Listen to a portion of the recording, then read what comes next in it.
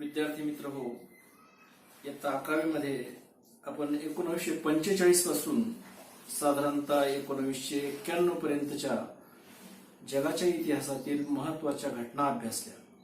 परंतु या 12वीच्या वर्षामध्ये आपण 1991 नंतरच्या ज्या महत्त्वाच्या घटना आहेत त्या अभ्यासणार आहोत. आपण इयत्ता 11वी मध्ये या अगोदर बघितलेलं आहे की 19व्या शतकामध्ये जगातील बहुतांश राष्ट्र ही स्वतंत्र झाली, परंतु त्यामध्ये रशिया आणि अमेरिका या दोन महासत्ता जगाच्या क्षितिजावर उदयाला आल्या आणि या दोन महासत्तांचा बोलबाला हा आपल्याला दिसून येतो. परंतु आपण ही गोष्ट सुद्धा आता 11वी मध्ये पाहिली की साधारणतः 1989च्या नंतर ह्या शीतयुद्धाचा अंत झालेला आपल्याला दिसतो. नोव्हेंबर 1989 मध्ये बर्लिनची भिंत पडली. त्यानंतर रशियाच्या संघराज्याचं किंवा जो रशिया हा जो देश होता ह्या देशाचं विघटन झालेलं आहे आणि ह्या विघटनानंतर साधारणतः अमेरिका हाच एक देश महासत्ता म्हणून जगाच्या क्षितिजावर उदयाला आला. महासत्ता म्हटलं की आंतरराष्ट्रीय राजकारणामध्ये या महासत्तेला मोठं महत्व असतं, कारण आंतरराष्ट्रीय राजकारणामध्ये या महासत्तेला मोठं महत्व असतं आणि जागतिक घडामोडीवर आपला प्रभाव टाकून साधारणतः आपल्या राष्ट्राचं हित साधण्याची एक किमया ही महासत्ता नेहमी साधत असते.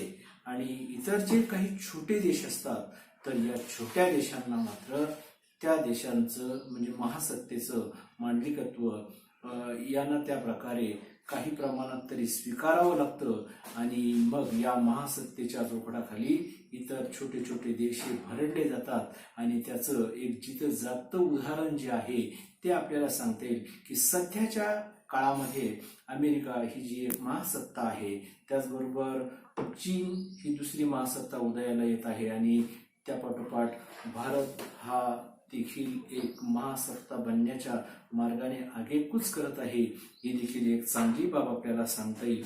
तर एकंदरीत या ठिकाणी आपण 1991 नंतरच्या ज्या घटना बघणार आहोत तर त्यामध्ये आपल्याला आपल्या ह्या पहिल्या पाठाचं किंवा पहिल्या प्रकरणाचं जे शीर्षक आहे ते आहे 1991 नंतरचं जग. तर मी तुम्हाला अगोदर सांगितल्याप्रमाणे 1989 नंतर रशियाचं विघटन झालं आणि शीतयुद्धाचा शेवट हा झालेला आहे आणि त्या दरम्यान काही नव्या राष्ट्रांचा उदय देखील झालेला आहे. एकंदरीत या ठिकाणी बहुध्रुवीयता किंवा द्विध्रुवीयता जी होती त्या द्विध्रुवीयतेचा अंत होऊन या ठिकाणी एकध्रुवीयतेचा उदय झाला आणि शीतयुद्ध देखील संपुष्टात आलं. एकध्रुवीय अर्थव्यवस्था जी आहे आंतरराष्ट्रीय व्यवस्था ही देखील उदयाला आली. परंतु या सगळ्या गोष्टींच्या दरम्यान एक चांगली गोष्ट या ठिकाणी घडलेली आहे ती म्हणजे मानवी हक्क आणि मानवी हक्कांच्या बाबतीत आलेली सजगता.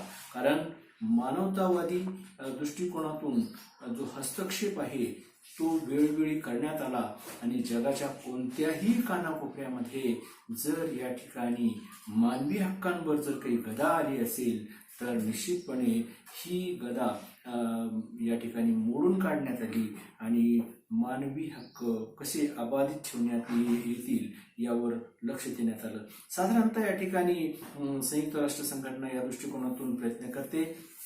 त्याचबरोबर प्रत्येक देशामध्ये मानवी हक्क आयोगाची निर्मिती करण्यात आलेली आहे. आपल्याही देशामध्ये राष्ट्रीय मानवी हक्क आयोग आणि राज्य मानवी हक्क आयोग हा स्थापन करण्यात आलेला आहे आणि कोणत्याही भागामध्ये मानवी हक्कांवर गदा येणार नाही यावर साकल्याने लक्ष ठेवण्यात आलेलं आहे. त्याचबरोबर साधारणतः आपल्याला आणखी एक समस्या या ठिकाणी भेडसावत आहे आणि ती आहे दहशतवादाची. दहशतवाद ही एक मोठी समस्या आहे कारण आणि या समस्येचा सामना हा आपल्या देशाला सर्वप्रथम करावा लागला आणि यामुळे आपल्या देशाचं बरंच मोठं नुकसान देखील झालं. परंतु त्यानंतर दहशतवादाची पाळंमुळं ही जगभर इतस्तत पसरायला लागली आणि त्यामुळे दहशतवादाचा सामना किंवा दहशतवाद नेमका काय आहे हे अमेरिकासारख्या महासत्तेला देखील कळालं. त्याचबरोबर युरोपमधील इतर राष्ट्र, ऑस्ट्रेलिया असेल किंवा इतर जगभर साधारणतः इनकेन प्रकारे किंवा कमी जास्त प्रमाणामध्ये दहशतवादाचा सामना हा इतर देशांना देखील करावा लागलेला आहे. साधारणतः 11 सप्टेंबरचा हल्ला असेल किंवा 9/11चा हल्ला जो आपण बघितलेला आहे, त्यामुळं दहशतवादाचं जे स्वरूप आहे ते या ठिकाणी संपूर्ण जगाला कळालेलं आहे आणि दहशतवाद ही किती वाईट गोष्ट आहे हे देखील या ठिकाणी लोकांना कळालेलं आहे. त्याचबरोबर बौद्धता, प्रादेशिकतावाद ह्या सुद्धा अतिशय महत्वाच्या गोष्टी ह्या 1991 नंतरच्या काळामध्ये आपल्याला झालेल्या दिसतात. चीन आणि भारत या दोन सत्तांचा जो उदय आहे तो देखील आपल्याला दिसतो. इंडो पॅसिफिक प्रदेशाचे जे प्रस्थ आहे ते देखील आपल्याला वाढलेले दिसते. रशिया या महासत्तेचा या ठिकाणी विघटन झालं, परंतु तरीही व्लादिमीर पुतीन यांच्या नेतृत्वाखाली रशियाचा उदय हा झाला आणि बऱ्याच अंशी या देशाची जी आगेकूच आहे ती या ठिकाणी आपल्याला दिसते आणि आंतरराष्ट्रीय राजकारणामध्ये या देशाचा जो ठसा आहे तो देखील आपल्याला दिसतो. परंतु महत्वाची गोष्ट आहे की शीतयुद्धाचा अंत झाला आणि नव्या राष्ट्रांचा उदय आपल्याला झालेला या ठिकाणी दिसतो. साधारणतः साम्यवादाचा अंत ह्या निमित्ताने झालेलाही आपल्याला दिसतो. आता साम्यवाद हा जवळपास आपल्याला मोठ्या प्रमाणावर फक्त चीनमध्ये आपल्याला दिसतो, परंतु त्याही ठिकाणी साधारणतः जी विकासाची जी प्रक्रिया आहे किंवा ज्या पद्धतीने अर्थव्यवस्थेचा उदय आणि विकास झालेला आहे त्यामुळे पुन्हा एकदा साम्यवादाचं जे महत्व आहे ते देखील वाढताना आपल्याला दिसतंय. परंतु यावर आता नेमकं भांडवलशाहीचा उदय होतो की साम्यवादाचा उदय होतो हे आपल्याला येत्या काळामध्येच कळणार आहे. साधारणतः या ठिकाणी युरोपमध्ये काही नवीन राष्ट्र या ठिकाणी निर्माण झाले. त्यामध्ये झेकोस्लोव्हाकियाचं चेक गणराज्य आणि स्लाव गणराज्य या दोन राष्ट्रांमध्ये विभाजन झालं. त्याचबरोबर युगोस्लाव्हियाचं विघटन होऊन क्रोएशिया, स्लोव्हेनिया, सर्बिया, बोस्निया आणि हर्जेगोविना, उत्तर मेसिडोनिया, मॉन्टेनिग्रो ही राष्ट्र या ठिकाणी उदयाला आली. ही अगदी छोटी छोटी राष्ट्र आहेत, परंतु ही राष्ट्र देखील उदयाला आलेली आपल्याला दिसतात. त्याचबरोबर सोव्हिएट रशियाचं विघटन झालं आणि काही नवीन राष्ट्र या ठिकाणी अस्तित्वात आली. त्यामध्ये Armenia, Moldova, Estonia, Latvia, Lithuania, Georgia, Azerbaijan, Tajikistan, Kyrgyzstan, Belarus, Uzbekistan, Turkmenistan, Ukraine, Kazakhstan आणि रशिया अशी ही राष्ट्र आहेत. स्वशासनाच्या हक्कावर आधारलेल्या वांशिक राष्ट्रवादाला अनुसरून नव्या राज्याच्या निर्मितीचा प्रवाह जगाच्या इतर भागामध्ये देखील दिसून येतो. जे काही नवीन राष्ट्र, जे काही नवीन देश स्वतंत्र राज्य म्हणून या ठिकाणी उदयाला आले ते या ठिकाणी पूर्व तिमोर पासून स्वतंत्र होऊन बनलेला, एरिट्रिया इथिओपियापासून स्वतंत्र होऊन बनलेला, दक्षिण सुदान हा सुदानपासून स्वतंत्र झालेला आणि यामध्ये आजही वांशिक राष्ट्रवादावर स्वातंत्र्याच्या मागण्या ह्या होत आहेत. यामधून आणखी काय आणि किती देश स्वतंत्र होतील, नव्याने निर्माण होतील आणि जगाच्या नकाशावर येतील ते आज तरी सांगणं या ठिकाणी अवघड आहे. कॅटलिनियाला स्पेनपासून स्वातंत्र्य हवं आहे. कोसोवाला सर्बियापासून स्वातंत्र्य हवं आहे. युरोपातील काही देशांनी कोसोवचा स्वतंत्र देशाचा दर्जा सुद्धा मान्य केलेला आपल्याला दिसतो. त्याचबरोबर चेचन्या हा रशियाचा प्रदेश, या प्रदेशाला देखील या ठिकाणी स्वातंत्र्य हवं असलेलं आपल्याला दिसतं. एकध्रुवीय जागतिक व्यवस्थेचा उदय हा आपल्याला झालेला दिसतो आणि मग त्यानंतर जगाच्या इतर छोट्या मोठ्या राष्ट्रांवर या महासत्तेचा जो एक वर्चस्वाचा भाग आहे तो देखील आपल्याला दिसतो. कारण 1990 मध्ये आपण बघितलंय की इराकने कुवेतवर आक्रमण केलं, कुवेतच्या भूप्रदेशावर ताबा मिळवला आणि याचे जे पडसाद आहे ते आपल्याला जागतिक स्तरावर पडताना आपल्याला दिसले. एकंदरीत या लढाईमध्ये अमेरिकेने एका बहुराष्ट्रीय सैन्याचं नेतृत्व केलं आणि या युद्धामध्ये कुवेतची इराकच्या ताब्यामधून सुटका केली. अमेरिकेचे तत्कालीन राष्ट्राध्यक्ष जॉर्ज बुश सिनियर यांच्या मते हा एक नैतिक विजय होता. परंतु एकंदरीत या ठिकाणी आपल्याला जागतिक राजकारणामध्ये छोट्या छोट्या राष्ट्रांच्या अंतर्गत राजकारणामध्ये महासत्तेचा होत असलेला हा हस्तक्षेप हा देखील एक महत्वाचा भाग म्हणून आपल्याला याकडे पाहावं लागेल. कारण तुम्हाला माहिती आहे की जागतिक पातळीवर अशा गोष्टींसाठी पाठिंबा मिळवणं, परंतु त्यामुळे छोट्या छोट्या राष्ट्रांचं जे स्वातंत्र्य आहे ते या ठिकाणी धोक्यात येऊ शकतं. याकडे अनेक राष्ट्रांचं जे लक्ष आहे ते निश्चितपणे वळालेलं आहे आणि बऱ्याच वेळा या गोष्टींचा विरोध सुद्धा होतो. परंतु पुन्हा एकदा विषय येतो की मांजराच्या गळ्यामध्ये घंटा बांधावी कोणी. परंतु हे आणखी असेच सुरू राहणार आहे, कारण खरोखर मांजराच्या गळ्यामध्ये घंटा बांधणे तसे अवघड आहे. या अगोदर आपण हे 11वीमध्ये बघितलं होतं की अमेरिका, रशिया या दोन्ही महासत्तांनी अनेक लष्करी गट स्थापन केले होते. त्या लष्करी गटामध्ये सामील होण्याच्या प्रश्नावर भारताने मोठ्या प्रमाणावर जी जागृती घडून आणली आणि त्यामुळे बरेचसे देश या ठिकाणी या गोष्टीपासून वाचले, म्हणजे लष्करी गटामध्ये सामील होण्यापासून वाचले. एका तिसऱ्या जगाची निर्मिती भारताने केली.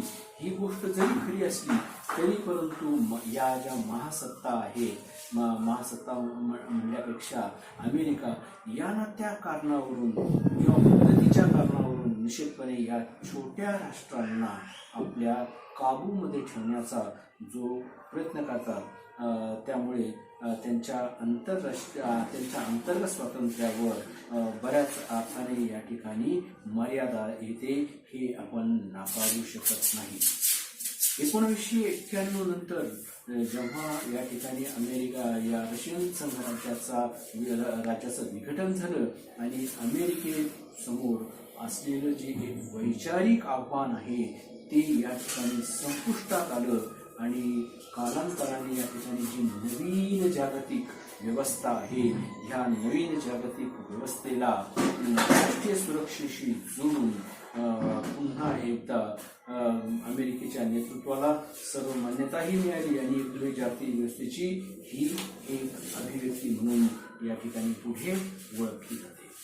साधारणतः या ठिकाणी अमेरिकन राजकीय भाष्यकार फ्रान्सिस फुकुयामा यांनी इतिहासाचा अंत हा सिद्धांत मांडला आणि त्यांच्या मते सोव्हिएट रशियामध्ये साम्यवादाचा पाडाव झाल्यानंतर समाजवादी, राजकीय, आर्थिक आणि सामाजिक व्यवस्थांचा अंत होऊन आता जगभरामध्ये उदारमतवादी व्यवस्था ही निर्माण होईल.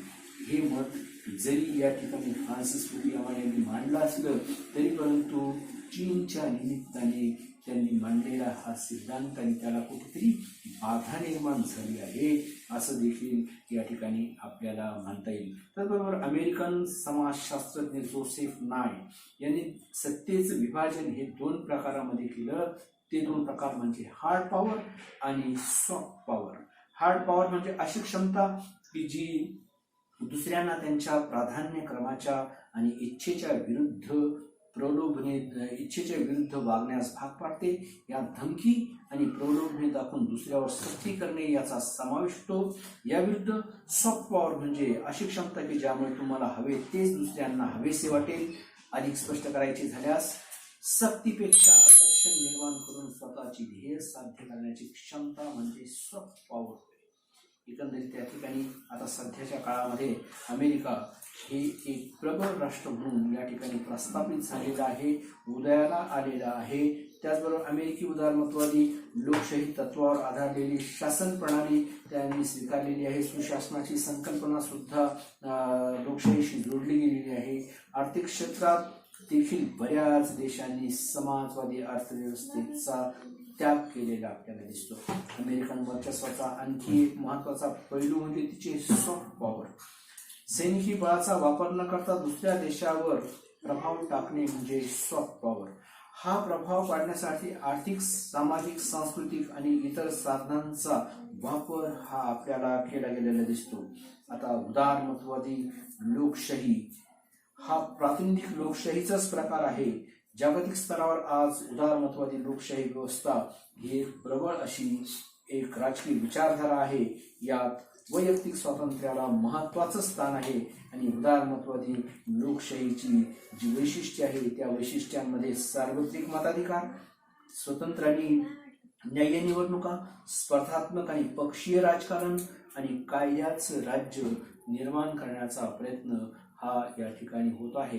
आज आपण पाहतो की भारतासारख्या सर्वात मोठ्या लोकशाही असणाऱ्या देशामध्ये निवडणुका ही एक सार्वत्रिक निवडणुका हे एक मोठं पर्व असतं आणि या मोठ्या पर्वामध्ये किंवा हे पर्व या ठिकाणी प्रत्यक्षात कसं आकार घेतं किंवा निवडणुका कशा होतात, तर ह्या निवडणुका कशा पद्धतीने होतात, फेअर वातावरणात होतात का नाही, मुक्त आणि चांगल्या वातावरणात होतात की नाही हे पाहण्यासाठी साधारणतः आंतरराष्ट्रीय स्तरावरून देखील निरीक्षक हे भारतामध्ये येतात.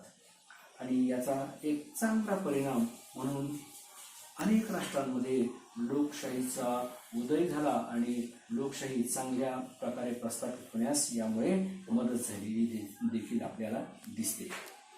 अमेरिकन सॉफ्ट पॉवरची काही उदाहरणं देखील आपल्याला सांगता येईल. यामध्ये शैक्षणिक देवाणघेवाणीच्या संदर्भातला कार्यक्रम आहे. अमेरिका हा देश विद्यार्थ्यांसाठी अनुकूल आहे. अनेक विद्यार्थी या देशामध्ये विजा घेऊन शिक्षणासाठी जातात आणि अमेरिकेमध्ये शिकणाऱ्या साधारणतः विद्यार्थ्यांचा आकडा हा आपल्याला मोठ्या प्रमाणावर दिसतो. त्याचबरोबर आंतरजाल म्हणजे इंटरनेट, आंतरजालाद्वारे लोकशाही व अभिव्यक्ती स्वातंत्र्याचा प्रसार ही सुद्धा अमेरिकेच्या सॉफ्ट पॉवर धोरणाचाच एक भाग म्हणून आपल्याला सांगता येईल. त्याबरोबर फूड चेन्स, अमेरिकन फूड चेन्सला जागतिक ओळख लाभलेली आहे. अमेरिकेमध्ये अशा काही कंपन्या आहेत की ज्या कंपन्यांची प्रॉडक्ट आता फक्त अमेरिकेतच नव्हे तर संपूर्ण जगभर मिळतात आणि त्या प्रॉडक्ट्सना लोक लाईक देखील करतात. यामध्ये आता मॅकडोनाल्ड किंवा सबवे, पिझ्झा हट, बर्गर वगैरे ह्या सगळ्या गोष्टी आहेत. तर ह्या सगळ्या गोष्टी आता लाईक होताना आपल्याला दिसतात. पण मानवी हक्क आणि मानवतावादी हस्तक्षेप ही देखील एक महत्वाची गोष्ट ही सध्याच्या काळामध्ये आपल्याला दिसते. जगात कोणत्याही देशामध्ये जर मानवी हक्कांना बाधा पोहोचत असेल तर त्या ठिकाणी संयुक्त राष्ट्राची जी सेना आहे ती जाते आणि त्या ठिकाणी होणाऱ्या लोकांच्या मानवी हक्कांना अबाधित ठेवण्याचं काम हे संयुक्त राष्ट्राची सेना या ठिकाणी करते आणि यामुळे लोकांच्या मानवी हक्कांवर गदा येत नाही किंवा ती येण्यापासून टाळली जाते. आपल्याला माहिती आहे की युगोस्लावियाच्या बोस्निया आणि हर्जेगोविना प्रांतामध्ये प्रचंड प्रमाणामध्ये वांशिक हिंसाचार झाला होता. चेचन्यामध्ये, पूर्व तिमोर, एरिट्रिया या प्रदेशामध्ये देखील संघर्ष होता. व्हिएतनाममध्ये देखील संघर्ष होता. परंतु एकंदरीत या ठिकाणी संयुक्त राष्ट्राच्या हस्तक्षेपामुळे या ठिकाणी जो मानवी हक्कांवर येणारी जी गदा होती किंवा मानवी हक्कांवर होणारं जे अतिक्रमण होतं ते या ठिकाणी टळलेलं आपल्याला दिसून येतं. त्यानंतर संयुक्त राष्ट्रसंघाला स्वतंत्र असं काही सैन्य नाही, परंतु प्रत्येक देशाचं जे सैन्य आहे त्या सैन्यांचे मिळून एक जागतिक शांतता व सुरक्षितता प्रस्थापित करण्याच्या दृष्टीने संयुक्त राष्ट्राची एक सेना किंवा शांती सेना म्हणून या ठिकाणी ही सेना कार्य करते आणि ज्याही ठिकाणी जगाच्या ज्याही भागामध्ये कुठे शांतता धोक्यात येईल त्या ठिकाणी ही सेना पाठवली जाते आणि त्या ठिकाणी शांतता प्रस्थापित करण्याचा प्रयत्न हा केला जातो.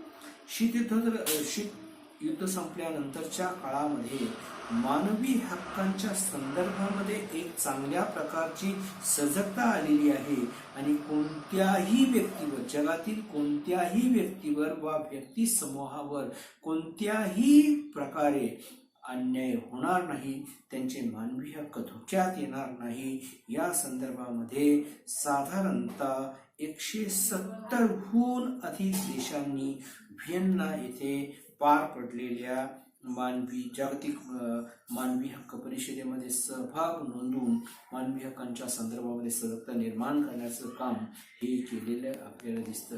90च्या दशकामध्ये मानवी हक्कासंबंधीचे विचार प्रसारित करण्यात बिगर सरकार